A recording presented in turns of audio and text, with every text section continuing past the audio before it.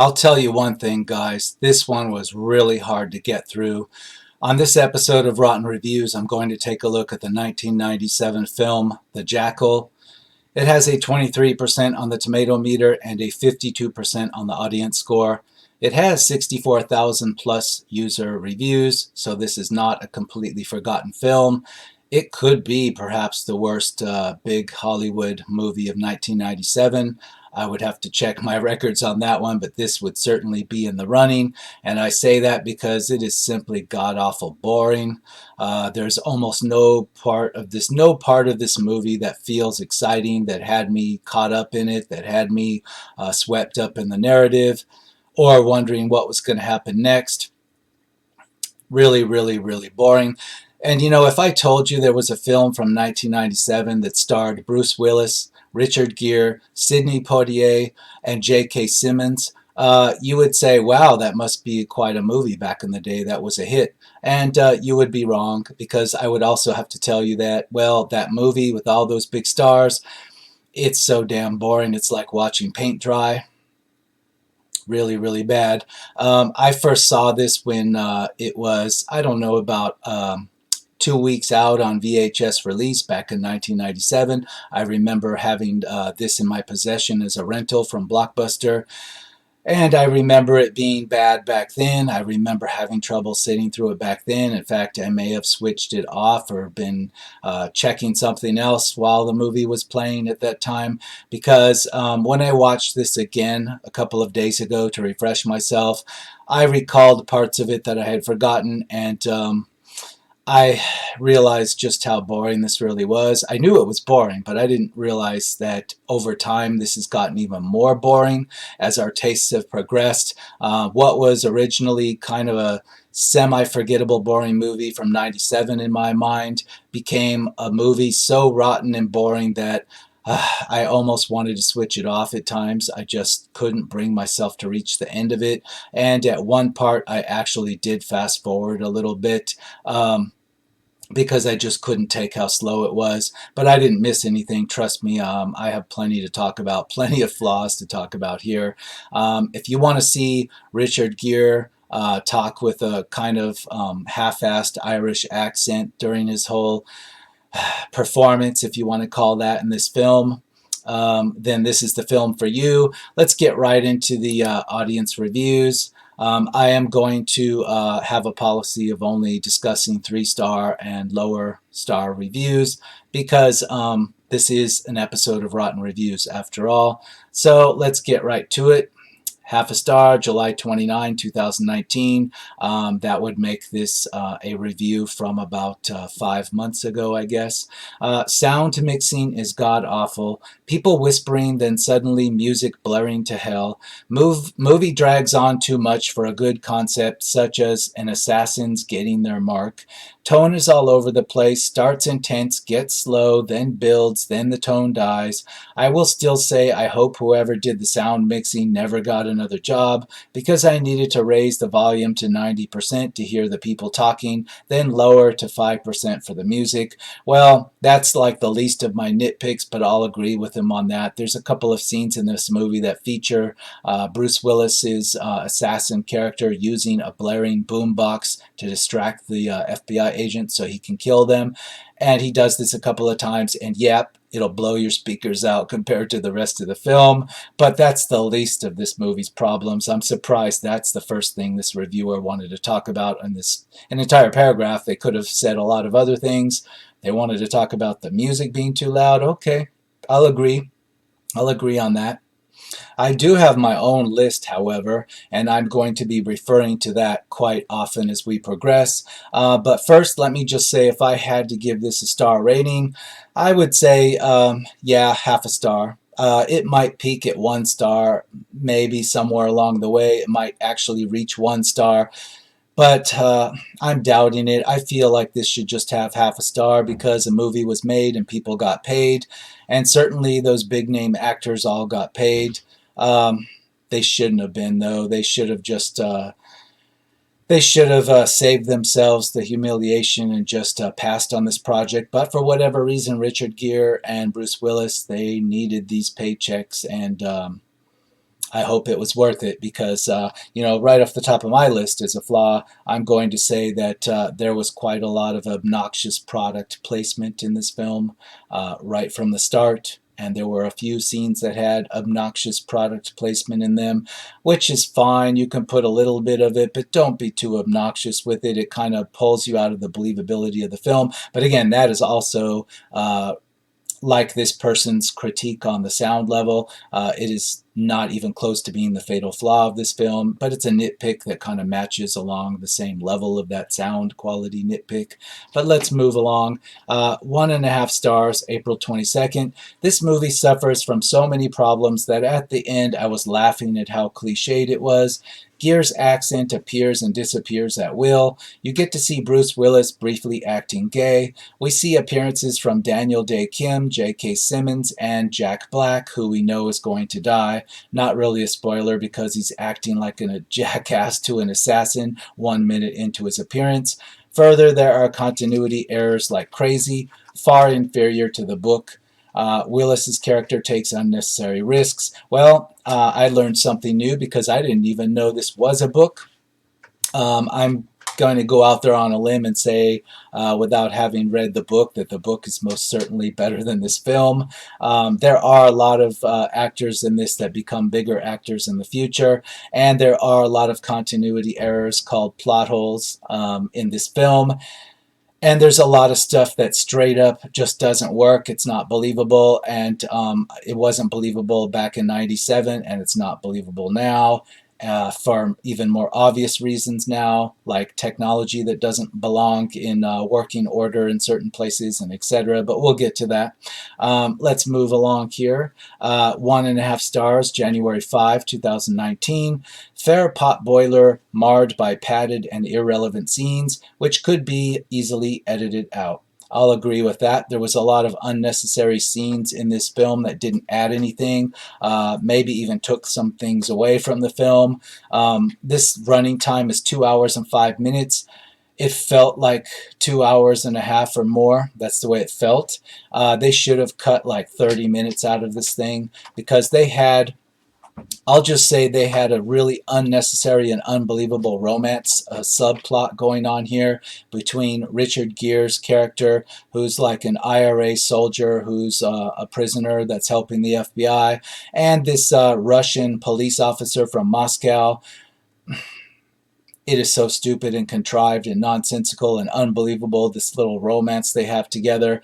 And it's just a main subplot of this thing, and it wastes a lot of the film's time. It brings everything else in the film to a screeching halt, because this film is supposed to be a political spy thriller type thing, maybe an action thriller, with Bruce Willis as an assassin that's trying to kill, I believe he's trying to kill the director of the FBI. He's been commissioned by a Russian mobster to kill the director of the FBI. It sounds like it would be an action thriller, right? But unfortunately, it just comes to a screeching halt while you see Richard Gere's character have this little side plot romance with a Russian police officer that's not even interested in having a romance with him. It's really stupid and unnecessary, and it could have cut 30 minutes from this film. 2 stars, October 6, 2018. We're now back more than 1 year back in time from the date of this rotten review. I liked Bruce Willis as the bad guy in this movie, but otherwise this movie is riddled with plot holes and miscast characters. There was a good premise to the movie, but not enough follow-through. It could have been a decent remake, but it got slow-moving in parts. It's a movie that's serviceable if it's on as background noise, but if you look seriously at it, you'll realize there are better, more coherent assassin movies out there. Well, one of the big problems is that Bruce Willis is going to be the main character in this film, or at least that's what you would think going into this, and that's what I thought going into it in '97, and that's what I thought watching the trailer back then, and that's what I thought watching this again now until I had my memory corrected recently. Actually, this movie can't really decide who the main character is. First, Bruce Willis is your main character, and you don't know if he's a bad guy or not, because even though he's supposed to be this assassin, he's supposed to be the bad guy. He's doing a bad guy thing. He wants to, he wants to kill the director of the FBI, and the FBI agents are shown to us as being the good guys. But Bruce Willis doesn't feel like the bad guy. You know, you go through about half of this movie, and the movie's presenting Bruce Willis's assassin character as though he's supposed to be a protagonist of some kind, so he doesn't feel like the bad guy. And then on top of that, you have this other story going on with Richard Gere's IRA soldier character, who's a political prisoner in the U.S. for some reason. The FBI gets him out of prison to help them as a consultant to catch Bruce Willis's character, and that is completely stupid in this film too, and a really major plot hole and nonsensical. But that's another topic. What I mean to talk about right now is that this film has like two main characters, or it can't pick which one is our main character. First, it's Bruce Willis as the assassin, and then all of a sudden it's Richard Gere, and he gets out of prison and starts having a really weird romance with this Russian police officer, and at the same time visiting his ex-wife, who was also in the IRA back in the day, and is rekindling a little romance action with her. And we need to see all this stuff going on for no reason, because this doesn't have anything to do with what's going on in the plot of the movie. It's just unnecessary background stuff from Richard Gere's character that just brings the whole thing to a screeching halt. It's completely unnecessary. Like I said, 30 minutes could have been cut from this film because of that crap. It's wasted footage is what I like to call it. It's just padding the runtime and making this unbearable. And yeah, the movie can't figure out who the main character is. That's the biggest flaw right from the get-go, because you're halfway into this before you see Bruce Willis truly act like a villain and characterize himself as a villain, and it feels like he's the villain. And it's not until you're at the very end of this where he actually behaves straight up like a remorseless killer villain, and but by then it's too late, because you're just bored out of your mind wanting the film to end. And then at the final ending scene of this movie, the movie does determine that Richard Gere was your main character after all, because the FBI, out of the kindness of their heart to thank him for their advice in catching Bruce Willis, or killing Bruce Willis, they decide to look the other way, these FBI agents, and just let Richard Gere go, even though he's a prisoner in the U.S. They decide to just like release him and just let him walk away. Oh, that's completely believable. FBI agents do that all the time. That's great for their careers. And you know, another thing that's a problem in this film is that this basically shows the FBI as being incompetent. They're unable to follow orders. They're unable to stay on mission. They're not very good with guns. They look like kids playing with guns when they're actually, you know, in an action scene where they're using their service weapons. It looks like kids are going through the motions, somebody with no training at all. It looks completely stupid, as does Richard Gere's character. He looks completely stupid waving a handgun around too, and it looks really cringy towards the end of the film when he's confronting, he's having like a showdown with Bruce Willis's assassin character. It looks completely stupid. Like they needed somebody to come in here and actually advise people how they're supposed to use guns, because they look like they've never touched one before in their lives, and it looks cringeworthy bad. But let's move on. Looking for some actual honest reviews. I'm not going to read those 5-star reviews. 3-star review, February 1, 2017. We're more than 2 years back in time, almost 3 years back. 3 stars. It's a good movie to watch. Well, hello, Muhammad A. There's our Muhammad A. He appears in almost every action film I certainly review, and in other types of films. Just saying hi, I guess, leaving his 3-star review. If you've watched my other Rotten reviews, you'll see him in a lot of the other Rotten reviews. We're going to get his backstory, I swear, one of these days. March 23rd, 2016. We're now back more than 3 years back in time. 2.5 stars. Action slugfest in the sense of slow and boring. Sluggish. My least favorite Bruce Willis film ever. Richard Gere and his accent weren't so bad, but almost everything else in the movie at its very best was mediocre. Rating 5 out of 10. At its very best, it was simply boring throughout most of its run time. I wouldn't say Richard Gere's accent is completely bad, but it doesn't work. It doesn't fit him. It doesn't fit his facial expressions. We're not used to seeing him with an Irish accent on top of it, so it's just cringeworthy. Even if it was technically accurate, it feels cringy to me when I saw it, and I never got over that feeling during the entire film. And I remember back in '97, it didn't work for me either back then. I do remember that. But let's go to my list here because we're going back in time so quickly. I'm just going to have to refer to my list because I wrote things down in orders and I encountered them in the movie pretty much. Yeah, this movie, it like spends a lot of time establishing the backgrounds and histories of just about every one of the main characters, with the exception of the actual Jackal. You don't know anything about what made Bruce Willis an assassin. You don't know anything about what made him the villain. You don't know anything about him at all. He's a completely cardboard character villain, but yet this movie's called The Jackal. He's the title character, and yet he's the character that you get absolutely no setup on. But yet every other character, even the characters that you don't give two shits about, the Moscow police detective, Sidney Poitier's FBI special agent, the guy in command. You get a lot of background crap on his history too, and you get a whole heaping load of it on Richard Gere's IRA soldier, political prisoner character, more than the movie even requires at all. But it doesn't want to tell you one damn thing about the Jackal or Bruce Willis's character or why he's doing what he's doing, what motivates him. He's just a cardboard character, and that's a complete, really ironic fail for a movie that's supposed to be all about the Jackal, and yet it's really not. It's about every character except the Jackal. Let's put it that way. Let's move on. 2 stars, or let's do a 3-star. Why not? 3-star, March 4th, 2016. The Jackal is a decent film. It's about an imprisoned IRA sniper is freed to help stop a faceless assassin. Bruce Willis and Richard Gere give good performances. The screenplay is a little slow in places. That's an understatement.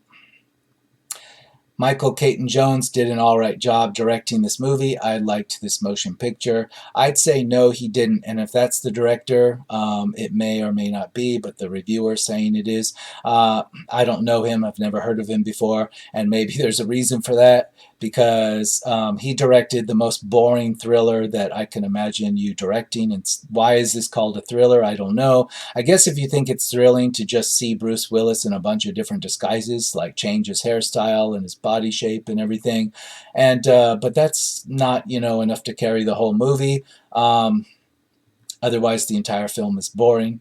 Everything else, Richard Gere, we get a whole heaping lot about Richard Gere's IRA sniper, but none of it means anything in the film. It really doesn't. We didn't need 1 minute of it, but we got like 30 minutes of it, of this contrived romance between him and this Moscow police officer who's got a scarred face. Wow, I just don't know what to say to that, except this director really, he fucked up.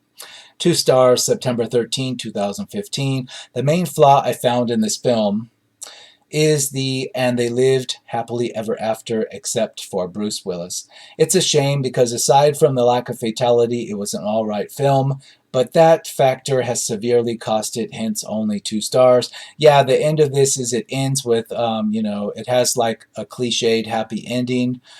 And the FBI just, they appreciate Richard Gere's character so much that even though he's serving a U.S. prison sentence, a rather lengthy one, they just decide to let him go because they're just going to be nice to him. Yeah, that's going to happen. And on the subject of that, let's move down my list to more problems. Yeah, there's a part where the stupidest probably plot device in the movie that didn't work. At one part, Bruce Willis's character, he's trying to hide in the lower levels of a parking garage, and there are some bad guys chasing him. And one of the bad guys has discovered, or is about to discover, where he's parked his van, his minivan. So Bruce Willis knows he's coming, so he pulls out an aerosol can of some type, some short little can, and he sprays some kind of clear liquid on the door handle of the minivan, on the hatchback part. And when the bad guy lifts the hatchback and touches this, whatever this stuff that Bruce Willis has sprayed on the handle, within about 15 seconds, he's clutching his throat, not his hand, but his throat, and some kind of yellowish goo comes out of his mouth, and whitish yellowish foam, and then he falls over dead. And I guess they're trying to say it was some kind of contact poison, and then all of a sudden he's foaming at the mouth, but it looked like he just had yellow foamy goo coming out of his mouth within seconds of touching this door handle. And it was completely stupid. And watching the bad guy clutch his throat all of a sudden after he touched the door handle, like, what does that have to do with your throat? I mean, it was just like it's the only laugh out loud moment in the film, actually, but it wasn't supposed to be funny. It was supposed to be serious. And then on top of that, he falls over dead in the middle of a parking garage behind this minivan. It's in plain sight in this well lit parking garage, and yet, the body is just left there. Like the movie moves on after that, and the body is just there. And wow, okay. There's another scene that's worse than this, but I'll get to that a little later. As far as like problems with the screenplay goes, that's one of them. 2 stars. The main flaw I found in this film, yeah, well, there's more than just a main flaw, I'm afraid. Let's move down. 2.5 stars, August 6, 2015. Meh, a bit of a plotting mess. Nothing really memorable here, but I guess you get to see Bruce Willis in a bunch of disguises and Richard Gere doing an Irish accent. Yeah, exactly. That's what you mainly get to see. There's not much of a whole lot of anything else to see.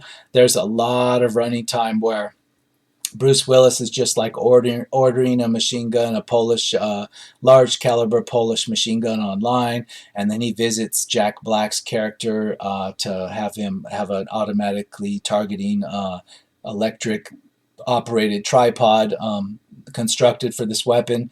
And he spends his time going back and forth across the border in Canada and then into the U.S. on a sailing boat and all of this stuff. And, he's traveling around so much under different disguises and with different passports and whatnot that, and it's kind of boring at the same time, that you're almost confused as to where the hell he's going and what he's doing, even though it's happening so slowly. You're just kind of wondering, wait a second, I thought he entered Canada, then he entered the U.S., then wait a minute, he's entering Canada again, now he's entering the U.S. again.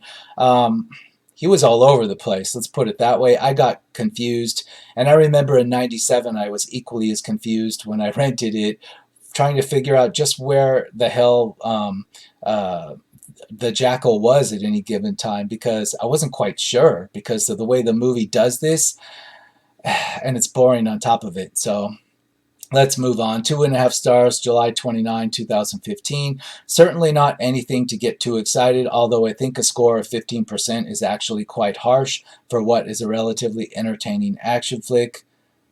I don't know what film this guy's watching. The storyline certainly takes a back seat as our lead character's intentions and motives quickly become somewhat unclear and generalized. A straightforward pursuit soon begins, although this is kept relatively interesting via the Jackal's ability to disguise himself and take no prisoners when he wants something done. I'm sorry, but I don't know what movie they're talking about. Yeah, Bruce Willis dresses up in a lot of different disguises, and he kills people in really boring ways by simply putting a bullet into them. What's so exciting about that? And he just goes from point A to B collecting the actual things he needs to carry out his assassination plot. And there's nothing exciting about that either. You would think there would be with Bruce Willis parking a big, giant, automatically controlled, remote-controlled weapon inside a minivan and parking it out where I guess the president or vice president and his wife are supposed to be giving a big public event out in the open. You would think something exciting is going to happen there, but I'm sorry, it doesn't. It comes across as completely boring. It really does.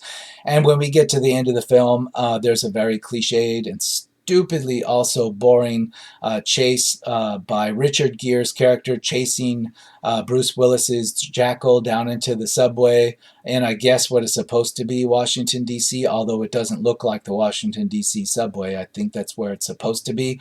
And the only reason that Bruce Willis doesn't win the day, why the Jackal doesn't win outright, is because as a villain he needs to talk too much. You know how cliched action villains, they need to talk too much. They can't just kill the good guy when they have him down for the count. They have to actually walk over very slow, point the gun very slow, glare at him for a long time, and then run their mouth, giving some other person the chance to like intervene. And that's exactly what happens. And Richard Gere has called his ex-wife, who is also in the IRA. Somehow he's called her. It's not explained how, because he's not carrying a cell phone, but somehow he's called her. And then it shows her, she shows up and takes a shot on Bruce Willis's character, and that's how the Jackal's defeated, basically. She shows up out of nowhere. Now, the movie tries to explain that she was called by having this big old, what looks like a 1995 model cell phone in her hand, and she holds it out in clear view of the camera, right into the front of the camera so that the audience can see she's got a cell phone in her hand. In other words, implying that she was called on a cell phone by Richard Gere's character. But I'm sorry, Richard Gere wasn't holding a cell phone. And by the way, the cell phone she was holding, I think the reason why they put a 95 model cell phone in there, which is rather large, is because they wanted the audience to just see her holding that cell phone out, to kind of fix the plot hole there.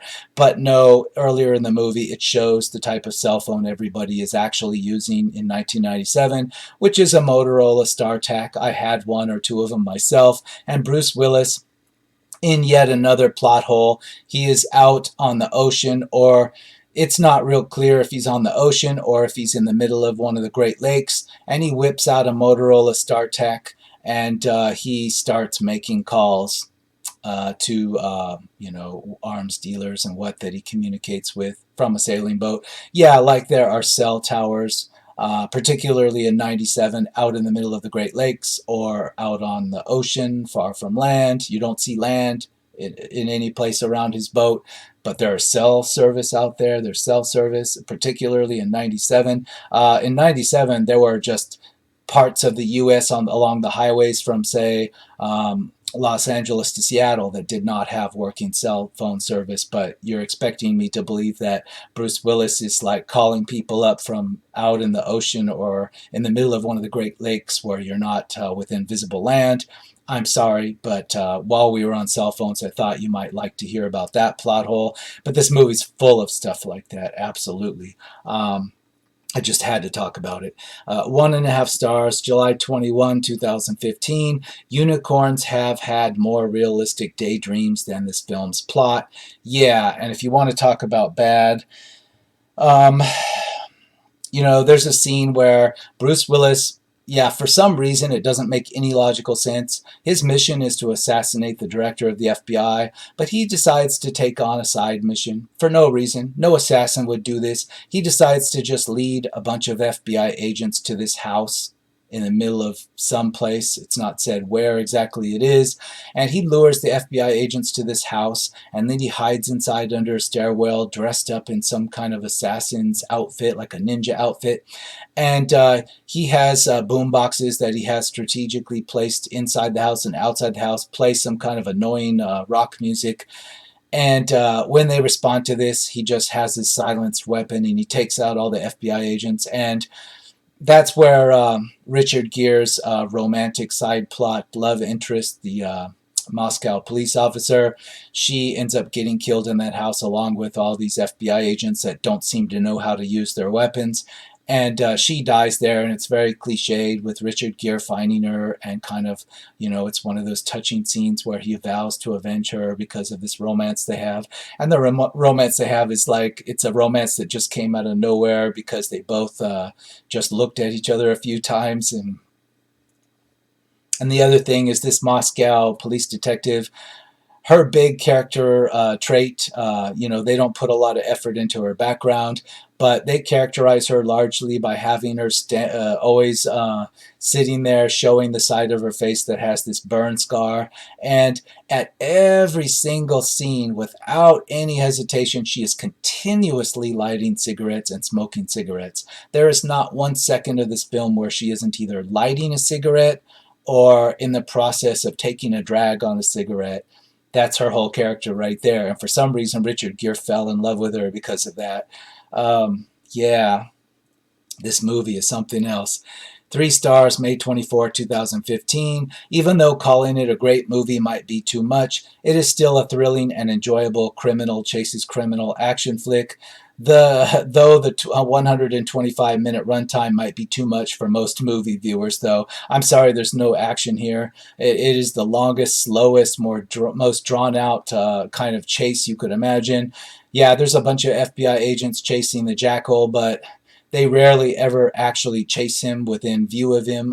Most of the time, they're just moving around from location to location, thinking about where he might be while he moves around from location to location, trying on various disguises and assembling what he needs to do.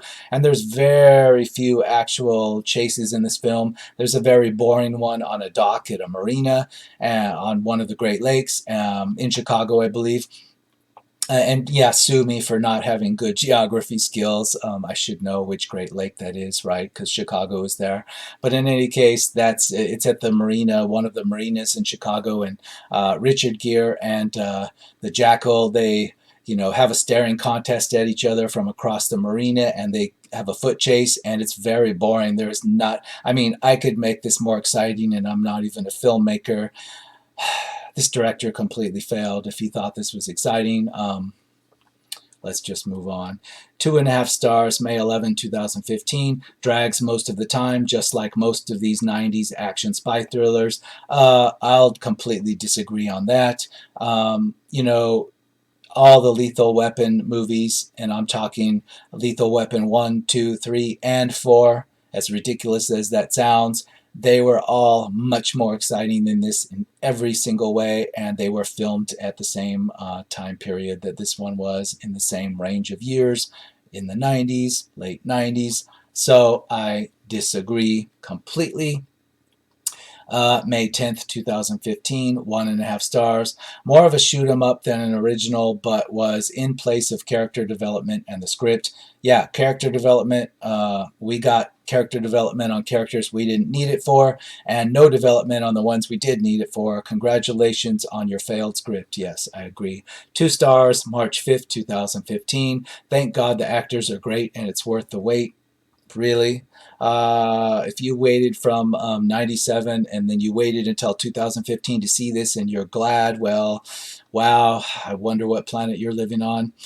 February 13, 2015, 2 stars. Other than the fact that Bruce Willis plays a villain, quite convincingly though here, there's nothing interesting in here. Jackal is depressing, sloppy, overly violent film in which Richard Gere is a terrible distraction and miscast irritation. I'll largely agree with that. The only wacky thing that's memorable to me on this film is where Jack Black, he gets his arm blown off, and Bruce Willis kind of like does it in a humorous way. That's kind of effective as a memory. The rest of the film, not so much. Completely forgettable, waste of time and boring. June 7, 2014. We're back over 5 years now. Keep that in mind. 1 star. The kind of movie that would only be enjoyed by brain-dead action junkies. Yeah, you have to be pretty brain dead to enjoy this. Let's take a quick look at my list here. Yeah, I forgot Richard Gere's character is called Declan. I don't know what kind of movie name that is, but it's certainly the most memorable name. The Jackal's not quite memorable. In any case, yeah, he has a romance with Valentina. Valentina is the name of the Russian police officer. Valentina sounds so pretty, so sexy, but really it's kind of a really emotionless, burn-scarred, chain-smoking woman that's, yeah, not exactly what you would think Richard Gere would be interested in, but in this movie, man, he's really obsessed with her. Love at first sight, I guess. Yeah, Gere looks completely stupid waving his pistol around in the subway at the end. It is so laughably bad that I almost laughed out loud at it, because he looks like a 12-year-old trying to play action hero, and he's whipping his pistol all over, left, right, up and down. And keep in mind, he's like standing out in the open on a subway platform area. What he's whipping his pistol up and down and all around at, I don't know. He's acting like he's a cop. He's playing a cop character, which he's played before, inside like a small apartment or a hallway or something. But I guess they forgot to tell him he's way out in the open on a subway platform. He looks completely stupid and ridiculous. And so do the FBI agents in the house scene. They look just as stupid and ridiculous too. It's like they all needed remedial classes on handling a firearm. Yeah, somehow Declan's wife shows up, his ex-wife, magically, and they have that cell phone out in view so that you can kind of try to fix that plot hole, but it doesn't work. Um, yeah, and then the FBI just decides to let Declan go because forget his prison sentence, what he's in the prison for. If you just assist the FBI and they like you, they just like let you walk away. And then while we're on that topic, let's talk about the plot hole about how it is shown in this movie that the FBI, not only does the FBI need this former IRA sniper who's in a U.S. prison to give them advice on how to catch a suspect, but and protect the director of the FBI, because the director of the FBI is shown in this film asking Gere's character for advice on how to not be shot by the Jackal. I'm just going to guess that the director of the FBI would have better people to ask that question of than some prisoner that was just pulled out of a prison. But in any case, it's also shown that the U.S. military also needs assistance from Gere. They're actually taking advice and orders from Richard Gere's character, who's a prisoner right from a U.S. prison and a former IRA sniper who shouldn't know shit about anything, especially not military tactics or FBI investigations, and yet he's actually giving orders and advice to some military commander in the U.S. Army. And the U.S. Army guy is sitting there, and I can't recall his rank, and he's sitting there, and he's actually taking orders from Gere, and he's writing it down in his pad, and I'm like, what? This whole movie is like that, completely logically fails on every level, and it's boring on top of that. If this had been an exciting action movie with a breakneck pace and whatnot, a lot of this stuff would have gone right over my head on a first viewing, and I wouldn't be ripping it apart. But I just ripped this apart, how bad the logic is and all these nitpick problems, because it is just so boring, regardless of all that. And so here we go, 52% on the audience score. It's hard for me to believe that that's fair. I expected to open this page up on Rotten Tomatoes and see like a 22% on the audience score, but somehow enough of these 64,000 people actually like this piece of crap, and it is a piece of crap, and it's got to be one of the worst Bruce Willis movies out there that's an actual Hollywood big budget movie, and it's certainly the worst of 97. In fact, I would put it in the top 5 worst movies of 1997, no question about that, at least from Hollywood movies that weren't straight to video. And Richard Gere, he's been in bad movies before, so that's not a surprise. But yeah, this one, I'm sure he's not proud of it. So let's move on, and hopefully I'll just forget about the time I tortured myself watching this for the second time in 2019, and I will see you on the next episode of Rotten Reviews.